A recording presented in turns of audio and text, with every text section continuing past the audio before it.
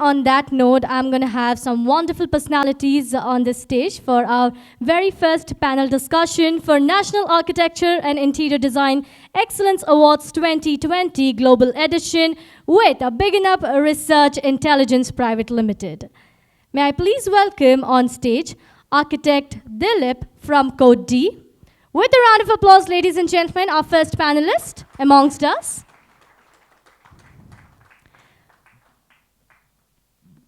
May I please welcome Mr. Zulfi Ali from JD Fashion Technology. May I please welcome him with a round of applause, ladies and gentlemen, Mr. Zulfi Ali from JD Fashion Technology. May I please welcome Mr. Gabriel from Bonito Designs over on stage as a third panelist. A heartiest welcome to you, sir.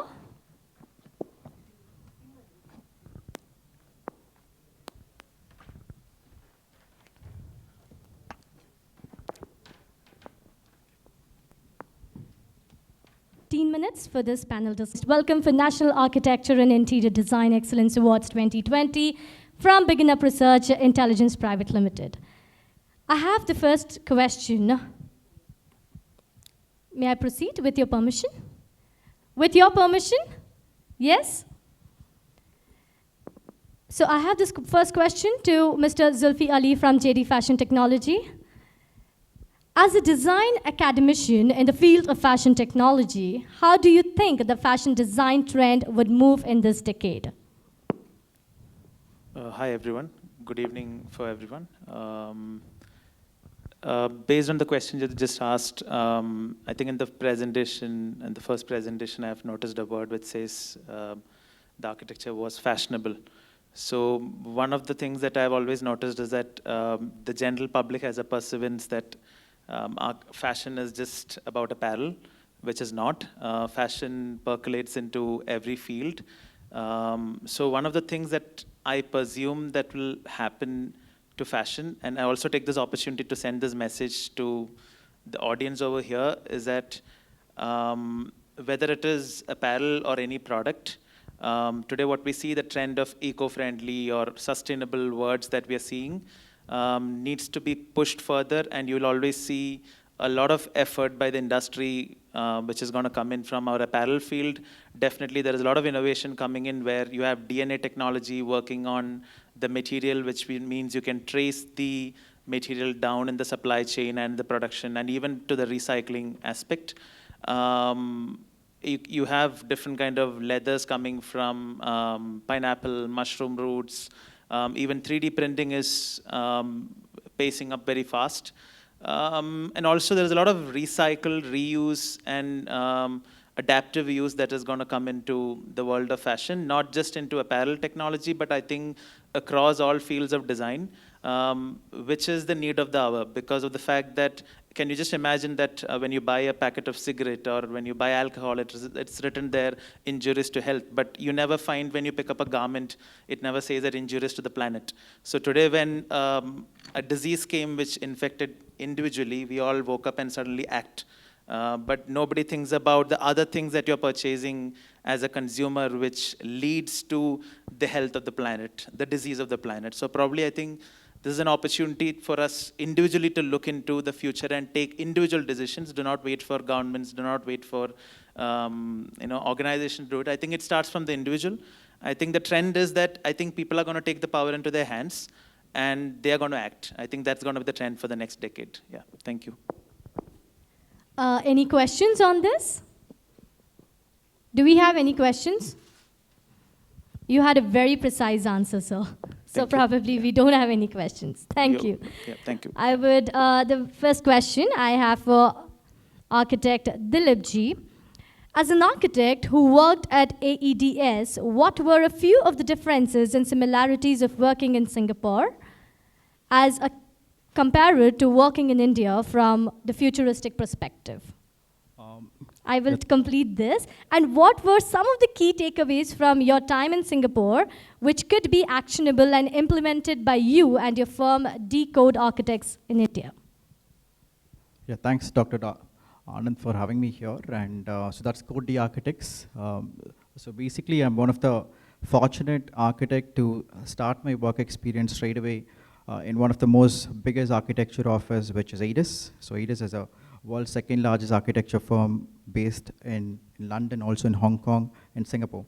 So as a graduate, so finishing off, and so I wanted to work in Singapore. So that's for sure. So Dubai and Singapore is what I aimed for to start my work experience, because so again, Singapore is a tropical country. So I wanted to bring in that sort of architecture and style to India. And so in India, like I wanted to practice in Chennai.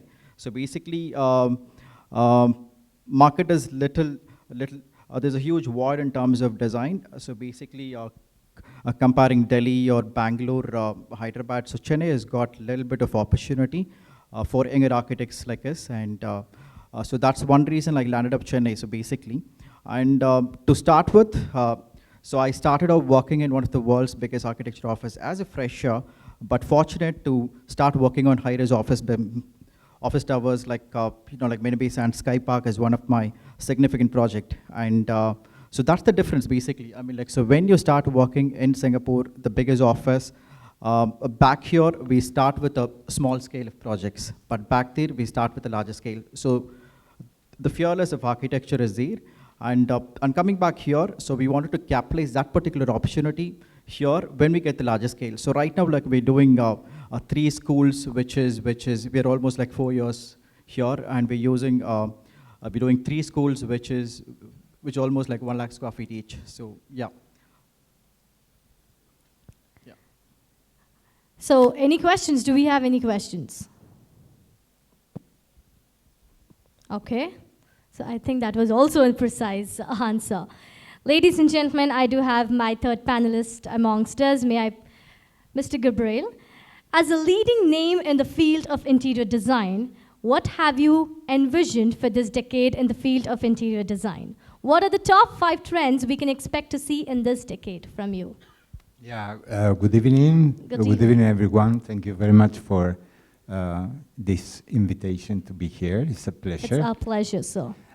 So in interior design, well, I'm an architect as a degree, but I'm working in interiors. Our company, it's here in Bangalore, and we are working with interior design. But I'm seeing always interiors from the as an architect, right? And I think after this pandemic, this terrible time that we went through, I think we have to move. There's no chance to move to a sustainable world.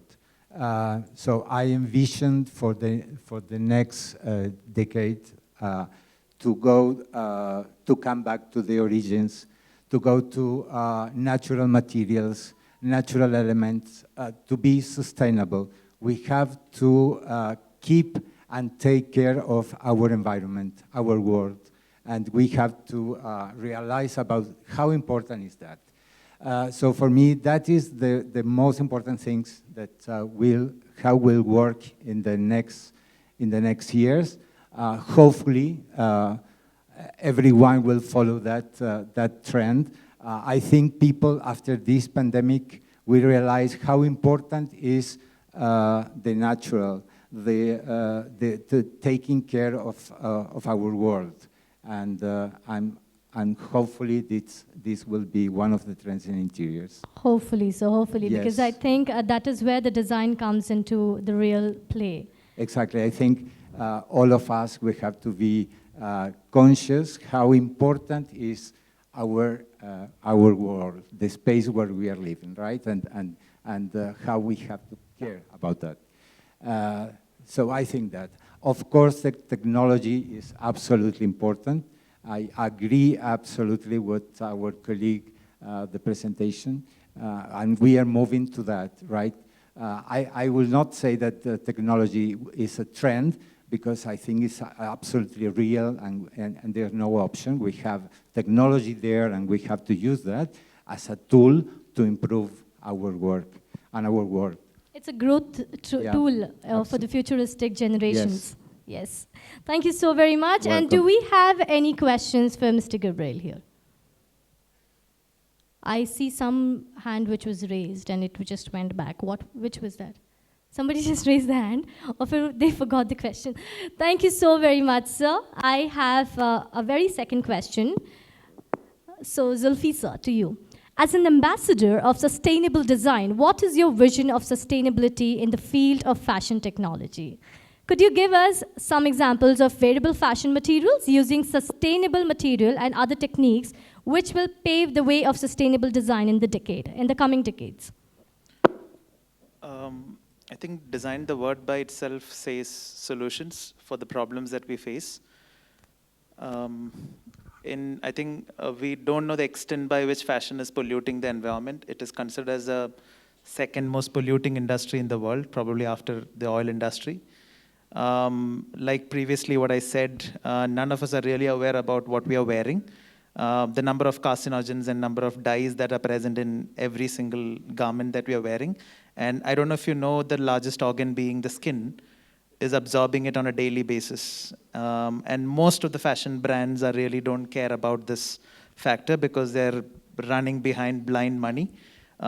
Today the trend is fast fashion. Brands like H&M, Zara, a lot of these companies have made big money out of this based on worst working conditions. I think these things will change. I think the pandemic has accelerated the pace of the change. And probably, like what I said previously, the customer is always the king. If they start demanding for change, if I start buying consciously, the brands will have to forcefully do it. Even you can see that starting already with brands like H&M. Maybe it's a little bit of whitewash. Things like you bring back your old clothes and we are going to give you these blah, blah, blah. But then, yeah, at least there's an effort towards it. But there are so many genuine organizations based in so many parts of the world which are invested their R&D into genuine processes which will bring about actual change in the field of apparel or any other product which is related to fashion and lifestyle. So few of the materials, like what I mentioned previously also, is there's a serious involvement of AI, which is going to come into play to select and understand the trends, not just to blindly create inventory that stay as dead stock in our stores or in our warehouses, which is an unwanted wastage of resources. So AI is going to play a big role. Lot of new natural materials, like what sir said. The way forward is natural. But again, if there is you ask, is there something called as 100% sustainability? I am a little doubtful on that. If the 100% sustainability is there, probably as a species by itself, our existence is not really sustainable. So the question is not about 100%. The question is about how much can we achieve. So I think these are the things that is going to happen for materials and sustainability in the coming decade. Yes. Thank you so much, sir. Yes, it's not about sustainability, but how you actually go about it. And that's actually a very precise answer. Anybody here who has a question to take? We're open to questions. Okay, so I have a common question to all our panelists. What do you think would be the challenges that, post-COVID that, we all are facing with respect to fashion, interiors, and architecture? How is it going to challenge up, and how are we going to come out of it with the growth scale up? So we can start from architect Dhileep, and then we can go by.